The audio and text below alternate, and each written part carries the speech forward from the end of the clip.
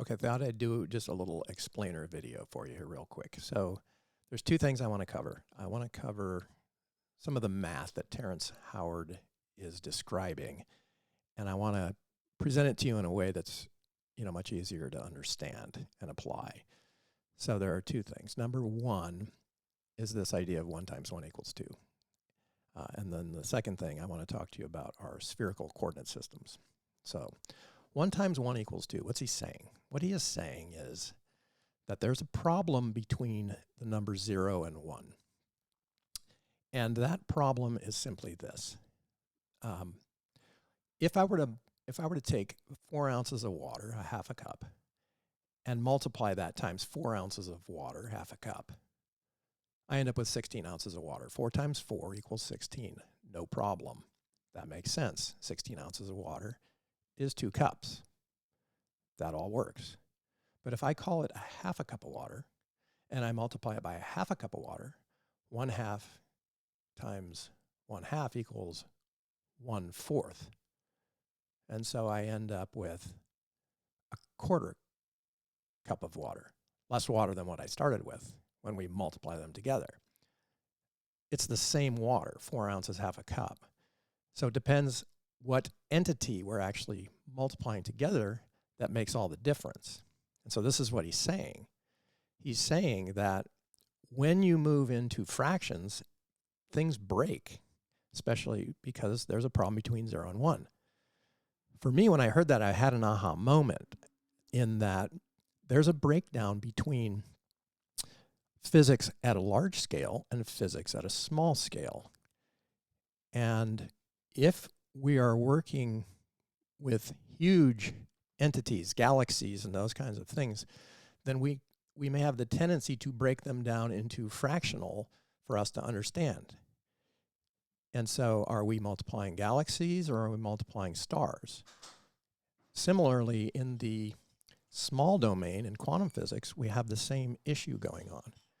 And so this is what he's suggesting. He's not saying math is wrong. He's saying that we have to be careful what it is that we are multiplying in nature and what we're calling things, because everything is a concept.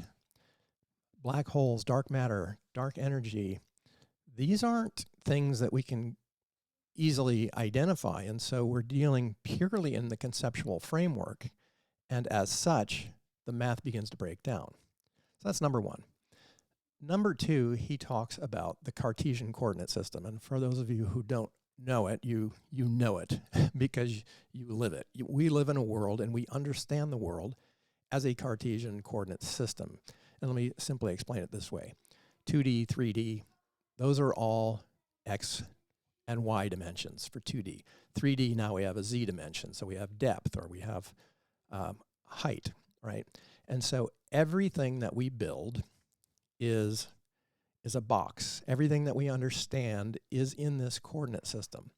All of the math that we do is contained within this notion of 2D and 3D. It's how we understand everything.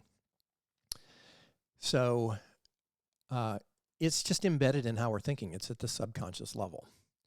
What he's suggesting is that there's a different way to look at everything, and that's through a spherical coordinate system.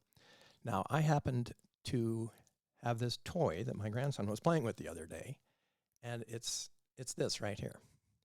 And this toy is a perfect example, to me, of a spherical coordinate system. If you look at it closely, you'll see that there is kind of a sun orange-shaped thing in the middle there. And a spherical coordinate system, as it expands,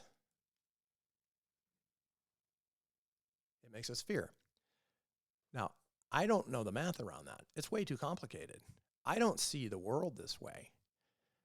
And this is what he's saying, is that everything expands. Think about how sound works. Sound works, boom, an explosion of sound, and it moves as a wave, and it's a bubble. Everything moves out. That's how sound is.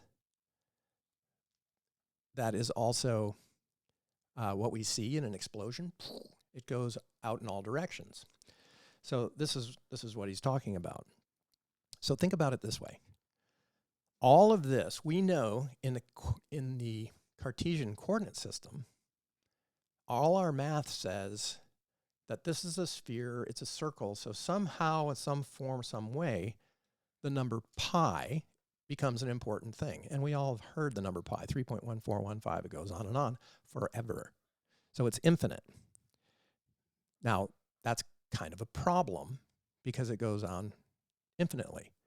And so it's impossible to be completely accurate. Just as I blow this up, it's not a perfect sphere because there's not enough dimensionality to it. There's no curves. It's all made with straight lines. This is what he's saying. There's no straight lines in space. Everything is a curve. Everything is energy. It's a breathing in. It's a breathing out.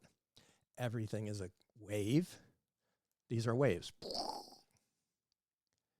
And everything, all waves are curves.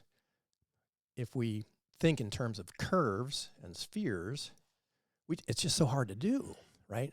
And this is the point. This is what I've been trying to get my head around. I know the equation for a square. I know the equation for a rectangle. I know how to model all of these things. I have a degree in computer science, and I can draw these on the computer.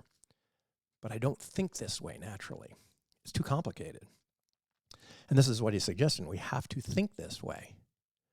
So think about, and the final thing I'll just mention is Tesla's 369. If you get out a calculator and you divide 3 by 10, you're going to get 0.3333. It goes on infinitely, like pi. Same with 6. 6 divided by 10. 6, 6, 6, 6, 6, 6. 9 divided by 10. 9, 9, 9, 9, 9. It goes on forever, right? That's because we think in base 10. We think in the Cartesian coordinate system. We're bound by x, y, and z. And we think in the powers of 10. We don't think in the powers of 3, 6, and 9. So these are the concepts that he's talking about, and it's so foundationally different than the way we do think. This is why this stuff is really hard to get your head around, but hopefully this gives you just a quick glimpse at why what he's saying is very profound. Hopefully this helps you. Let me know if this helped.